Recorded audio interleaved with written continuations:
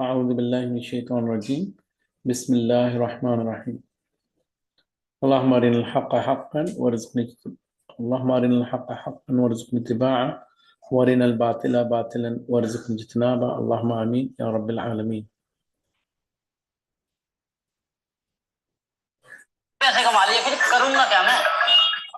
Okay, so just checking the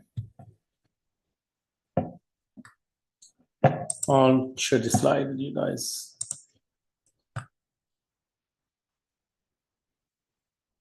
Three.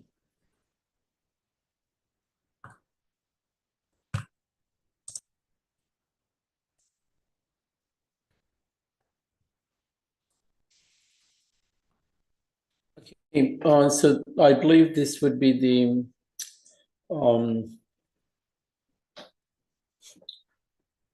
conclusion episode of this series. Obviously, as I said earlier, that these sort of things they never end. It's a lifelong learning subject, and few things we can learn through this theory, but a lot of things we actually need is the hands-on.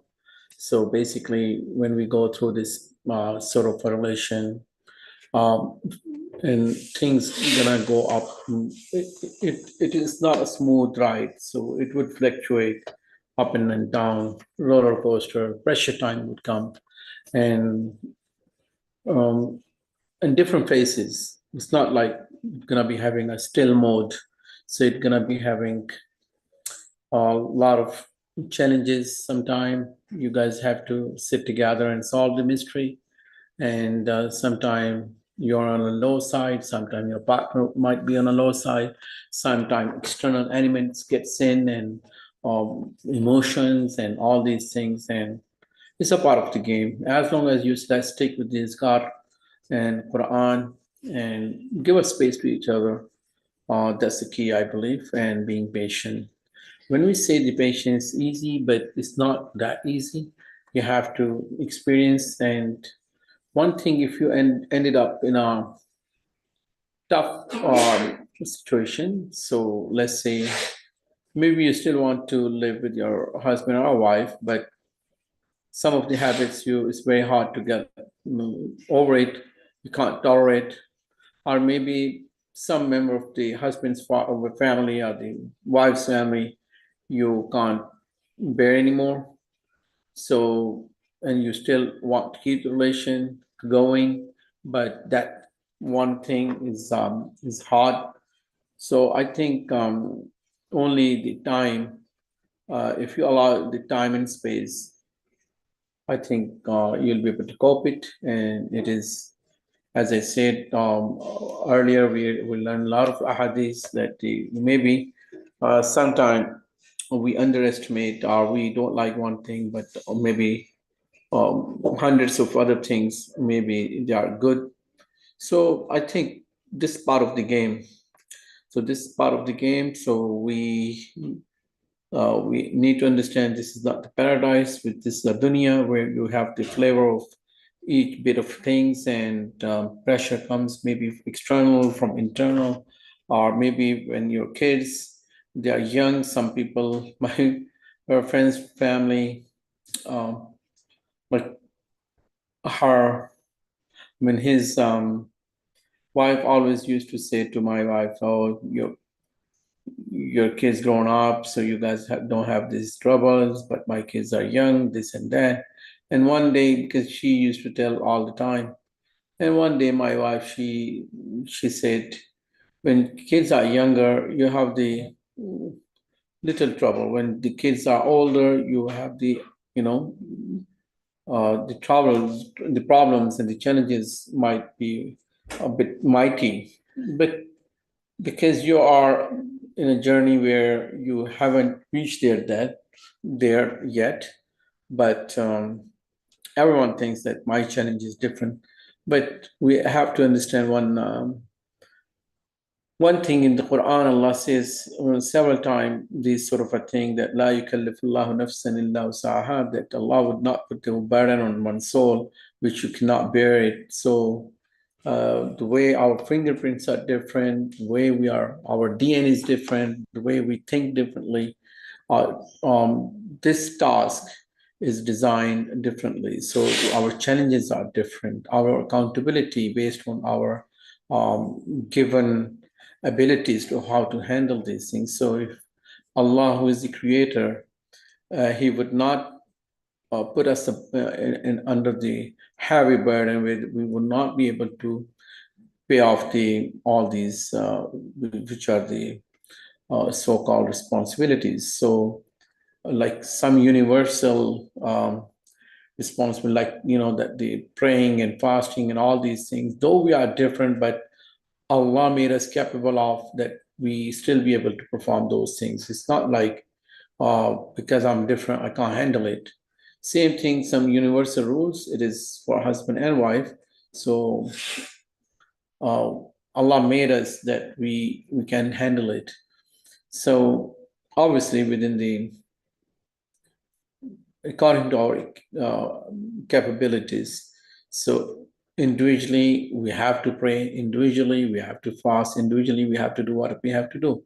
But when we are sharing the room or a bed or the life, which is husband and wife in our case, obviously we relying on the other persons, how this person would cope with us, and sometimes the other person is not cooperative, making your life more difficult and challenging.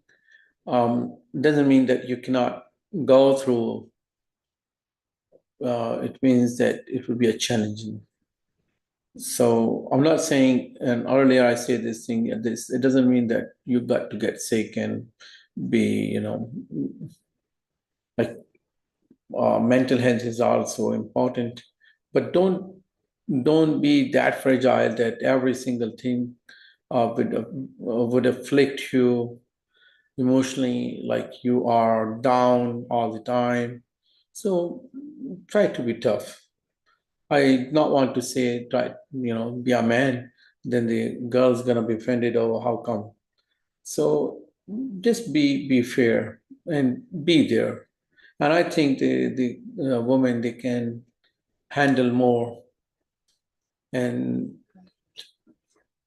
they if they can bear a baby, we men, no matter how much muscles we have, we can't do these things. So same thing, the Nisyan word insan is from, or some scholars they say it's from the Nisyan, which is the forgetfulness. So sometimes the element of forgetting in the woman is more than the men, because you've got to cope with the family and the husband and all this pressure.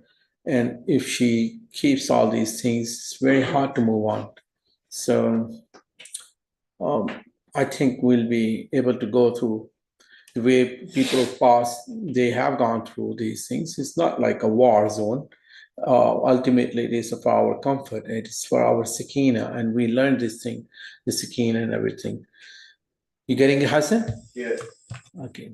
So I think we were. Are you looking at the slides? Okay, you can join there or you can come here. It's up to you. Okay, so I think we left off 53, right? So I think you guys can read these slides yourself, because I'm not gonna be going each slide and everything, but I'll be giving the commentary so we can run this thing faster. Um, so um, this particular hadith is about a woman came to the Allah's Apostle, said, I present myself for marriage.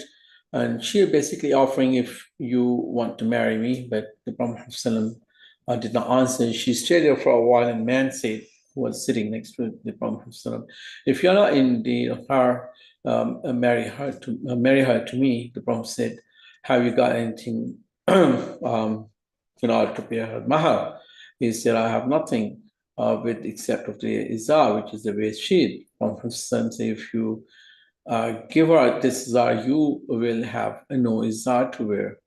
So it wasn't a joke. it was on a serious thing. So basically, he does not. Prophet Muhammad he wanted to dig more into it that if he can produce anything, but because this poor fellow, he did not have anything. Prophet ﷺ, if you can bring something, he said, Prophet ﷺ asked him to go find something if you can bring, but he could not find anything.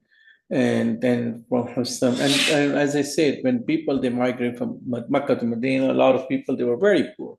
But look at that, even that poor people, Prophet ﷺ, he was still able to let them marry, because sometimes we think other way around that we have to have the lot of money and then we'll marry. No, it's here. It's like Allah put the barakah. And he was saying that Prophet asked him this, if you know the Quran. He said he knows a few surahs. And Prophet said, we have married her to you for what you know of the Quran by heart. So basically, and this is Sahih Bukhari. So even iron ring or this anything which can things go. So here where we talk about the Prophet ﷺ, he said woman is married for four things: her wealth, family status, her beauty, and her religion. So you should marry the religious woman. Otherwise, you will be a loser. So basically, now the list can be in hundreds. It can be a university going, could be she must be a working woman, she must have a car, she must have this. Even if it is 100 list, here at that time, maybe only four things people they used to observe. Nowadays, even maybe 20. So same thing, 120, whatever. End of the day, the woman who would have a deen, so basically her religion and her ikhlaq is good, so that is the best choice, because after a few days maybe she's not that beautiful, or maybe she gets sick, or maybe she lose the wealth or the status or something. But if she has a good heart, um, close to the deen, then she'll be your partner, she'll be assisting you, and she'll be basically assisting you even to go to the paradise. Got it, Hassan? We talk about this one that Allah's Prophet Muhammad said there is no marriage except the wali. So for the boys, don't marry or offer anyone if you know that she is not producing any wali. And then for the girls, you got to understand, no matter what, if you're going court, marriage, or this and that, this process might give you a piece of a document here in this world, but it has no value in Allah's eyes. So it has no value. There's no validation in the Islamic marriage without the wali. This is a hadith where Ali radiallahu anhu, when he already got married with Fatima, and he asked him to, now we call it a rukhsi, when they're gonna be starting living together, and he said, O Messenger of Allah, let me consummate the marriage. He said, give her something. And then we all know that the Hutaimi armor being sold for the household things. So this is about the mahar. You can read this thing, and basically, Prophet said that the things which you should be fulfilling and paying off, one of them is giving the mahar. So pay it off. This is about if someone wanted to, if there are two women under one husband, so they're provoking other one to, or making a trap or something, so he would give the talaq to other. So that's not good. Same deal when, or maybe not the second wife, but a woman from the outside, they want to this person to divorce this one, so I can take this spot. Not good. When marriage thing happens, a lot of things goes dodgy. People they make over things and try to make up that they are the best and this and that. Maybe they have they tell their qualification degrees or the work or the houses or this sort of a thing. But then after a few days or months, they found out that these things was rubbish, all crap, and lying. So whoever cheats is not from us. This is what the Prophet said. We've gone over this thing that where um, there's no marriage except with a wali.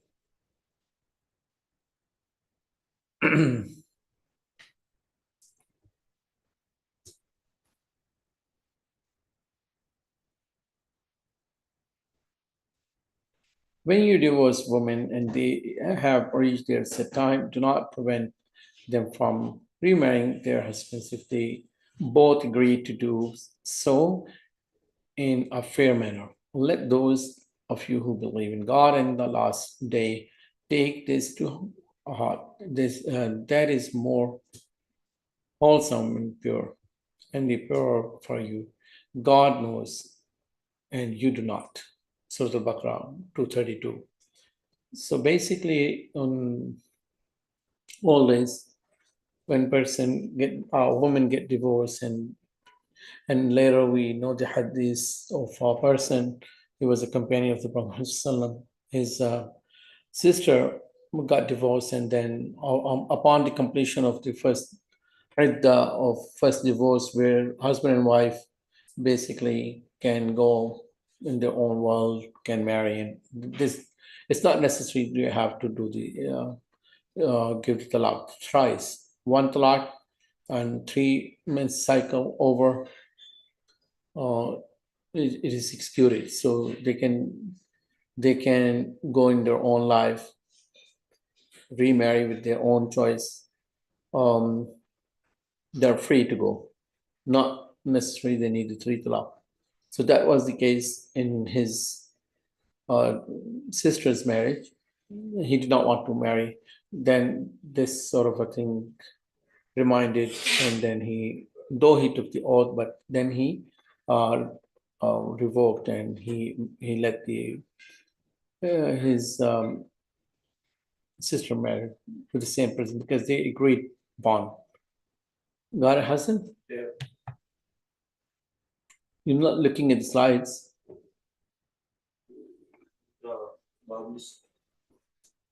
Click the link at least. Okay. Okay, so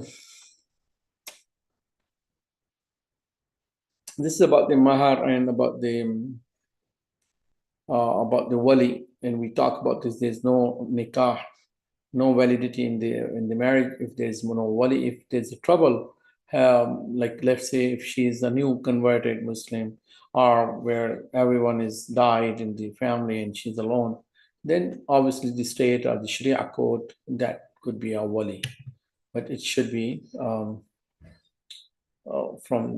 because Muhammad said that women cannot marry a woman, like a mom cannot marry her daughter. It should be some male.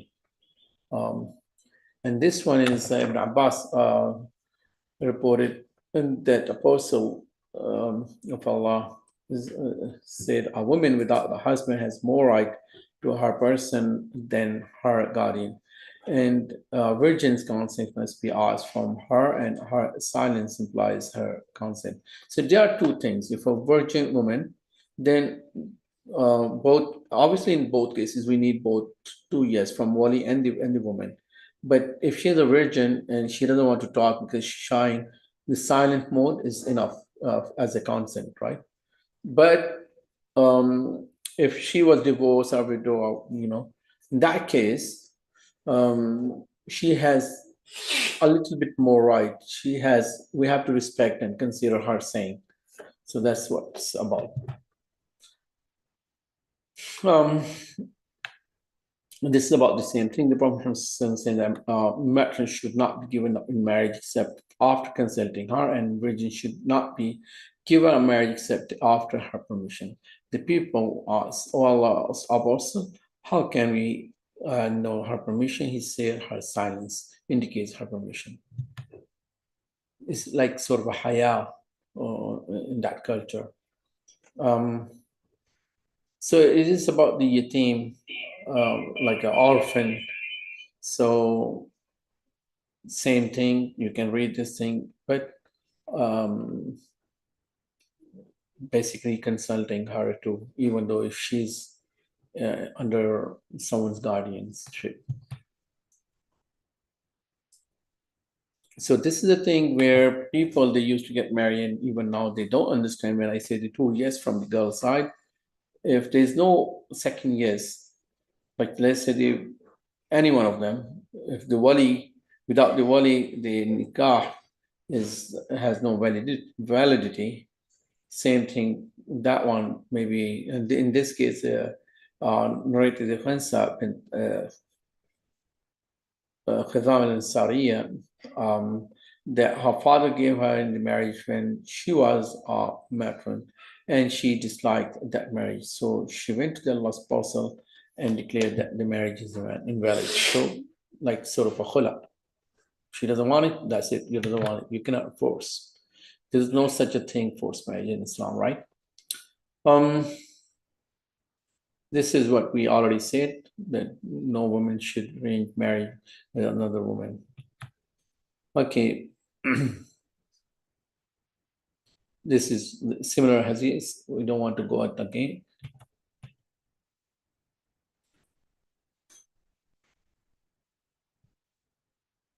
I'm just taking pauses so you can, read. So here is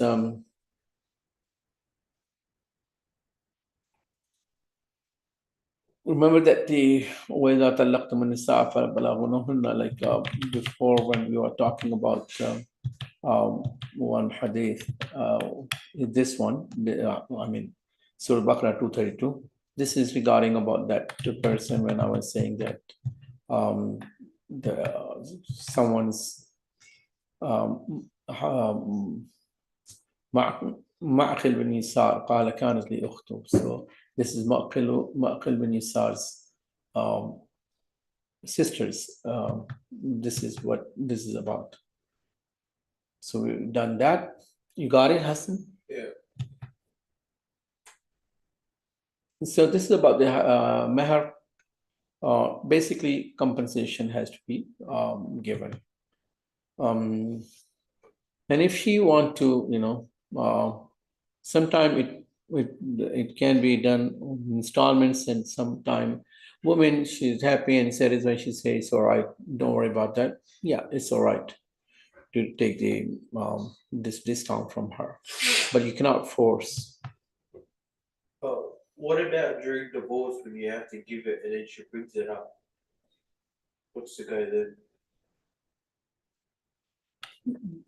That's why the best thing is you pay it off. That's it. No, but I'm just saying, a worst case scenario, she tells you, yeah, all good, and then later the divorce talks are happening, and then she says, oh, you didn't pay me the rest of the money. Then what's the go?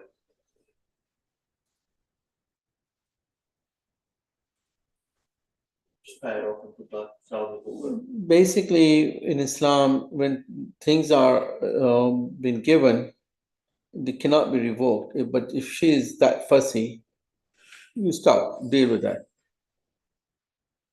Make sense? Yeah.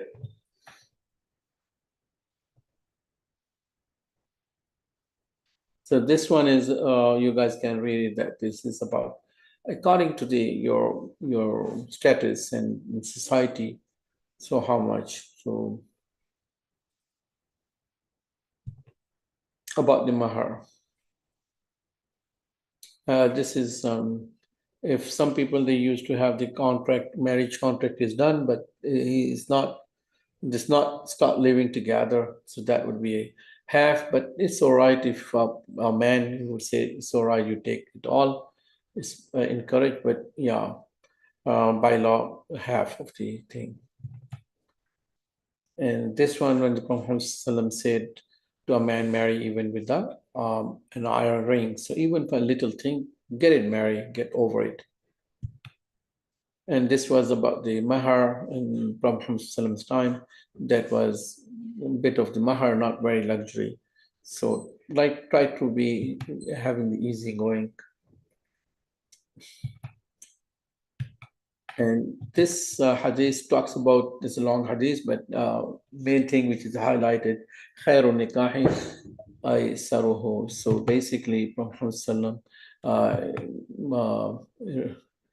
said the best marriage is one that is most easy.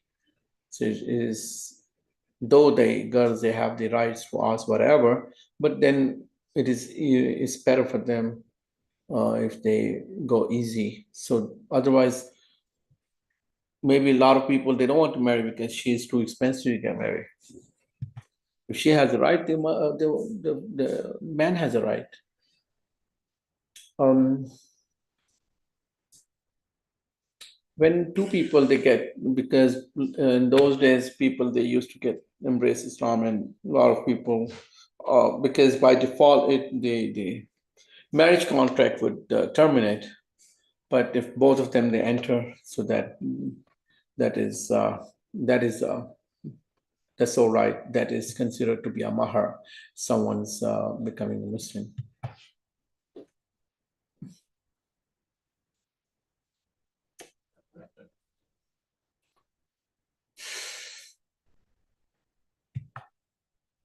So this is about the khutbah nikah. We know we gone a few times, but one thing we need to understand that the um, considering the word taqwa, because many times Allah's Prophet said in this, and Allah's Quran talk about the taqwa min shururi infusina, which is something in our nafs, So we seek refuge from that, and we have to understand Allah is watching us, and all praises for Allah. We seek His help and His forgiveness, and we seek refuge in Him from the evil of our own self. So we have some evil too. So we seeking refuge. Wherever Allah guides, no one can mislead, and whoever He allows to go astray, no one can guide us. So basically, we always have to ask Allah, Allahumma mahdini fi man hadayat, day and night, we have to ask the hadayah from Allah. And then it followed by I bear witness that there is no God except Allah, and I bear witness that Muhammad is His servant and His messenger. Or believe fear Allah, by whose same you ask one another, and do not break families' ties. Surely Allah is watching you, or watching over you. This is Surah Nisa number 1. And the second one is Surah Al-Imran 102. Talks about, O believer, Yarhamak Allah. Fear Allah as He deserved to be feared, and do not die except in the state of the Islam. And the third one is the Surah Al-Ahzab 70 and 71. O believer, fear Allah and speak truthful in the upright words. Allah will correct your deeds and forgive your sins. And whoever obeys Allah and His Messenger has indeed achieved a great success. And when a person get married, will always say, Allah Mubarak or Barakallahu Laka. And so we need to give the barakah dua. The Prophet saw the trace of the Sofra yellow perfume on Abdurrahman bin Auf. I think we done this thing. Yeah. Are we doing all these things again? Yeah. So how come you're not speaking? I don't know. I thought you Subhanallah. I don't know. We went through this yesterday. All of them, the previous ones as well. Yeah. Subhanallah. So you let me know which one we were up to. Okay, sorry. So let me complete this one. So basically, this one, that perfumes traces found by Muhammad Sallam, and he was saying that he got married, and Muhammad Sallam told him, do the walima even if it is a one sheep. You let me know where we were up to. Pretty sure it was right before. How about this one? Yeah. Done? Yeah. How about this one?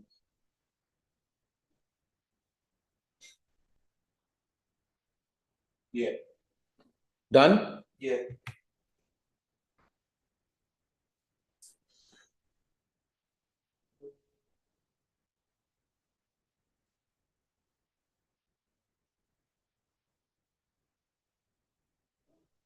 So basically, this is about the Umar of the Allah. You guys can see all these things, but basically, um, if there is some haram drinks, don't be part of it.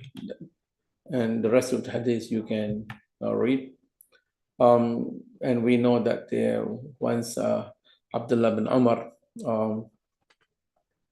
he saw some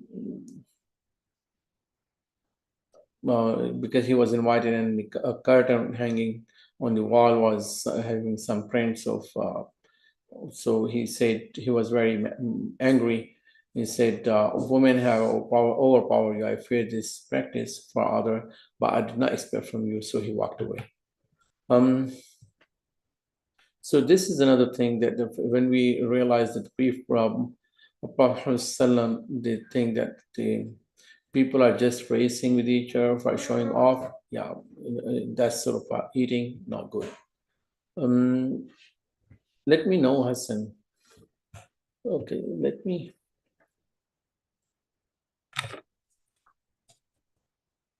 This we haven't done.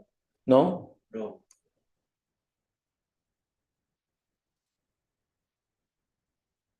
actually, no. Now I remember what's the goal, because I was following this thing and we were until. Oh, okay, now I got you. My God. We're like at 155. And I was on 53. What happened? So what should I do now? Restart. Really? Yeah. YouTube too? Yeah. Just delete it.